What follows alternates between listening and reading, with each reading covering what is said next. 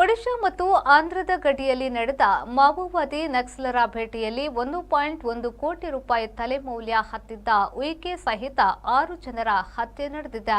ಒಡಿಶಾದಲ್ಲಿ ಗಡಿ ಭದ್ರತಾ ಪಡೆ ಮತ್ತು ಕೇಂದ್ರೀಯ ಮೀಸಲು ಪೊಲೀಸ್ ಪಡೆಯವರು ನಕ್ಸಲರ ವಿರುದ್ಧ ಜಂಟಿ ಕಾರ್ಯಾಚರಣೆ ನಡೆಸಿ 6 ಮಂದಿ ಮಾವೋವಾದಿಗಳನ್ನು ಮುಗಿಸಿದ್ದಾರೆ.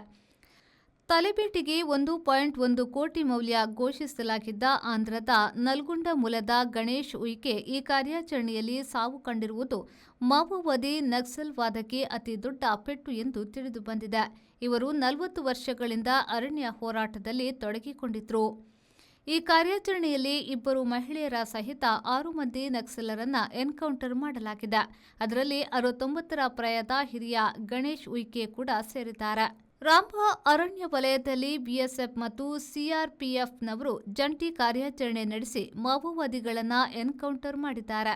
ಬೆಳಗ್ಗೆ 9 ರಿಂದ 11 ಗಂಟೆಯವರೆಗಿನ ತಾಕಲಾಟದಲ್ಲಿ ಕಾರ್ಯಾಚರಣೆಯ ಪಡೆಯ ಉಯಿಕೆ ಸಹಿತ 6 ನಕ್ಸಲರ ಮೃತದೇಹ ಹುಡುಕಿ ತೆಗೆಯಿತು. ಅದರಲ್ಲಿ ಉಯಿಕೆ ಮತ್ತು 2 ಮಹಿಳೆಯರ ದೇಹ ಇತ್ತು. ಇದೇ ಡಿಸೆಂಬರ್ 23ರಂದು ಮಲ್ಕನ್ಗಿರಿಯಲ್ಲಿ 22 ಮಂದಿ ನಕ್ಸಲರು ಶರಣಾದ ಬೆನ್ನಿಗೆ ಈ ಎನ್ಕೌಂಟರ್ ನಡೆದಿದೆ. ಪಕ್ಕ ಹನುಮಂತು, ರಾಜೇಶ್ ತಿವಾರಿ, ರೂಪಾ ಎನ್ಕೌಂಟರ್ ಆದವರಲ್ಲಿ ಸೇರಿದ್ದು ಅವರ ಬಳಿ ರೈಫಲ್ಸ್, ಮದ್ದುಗುಂಡುಗಳು ಮೊದಲಾದವನ್ನ ವಶಪಡಿಸಿಕೊಳ್ಳಲಾಗಿದೆ.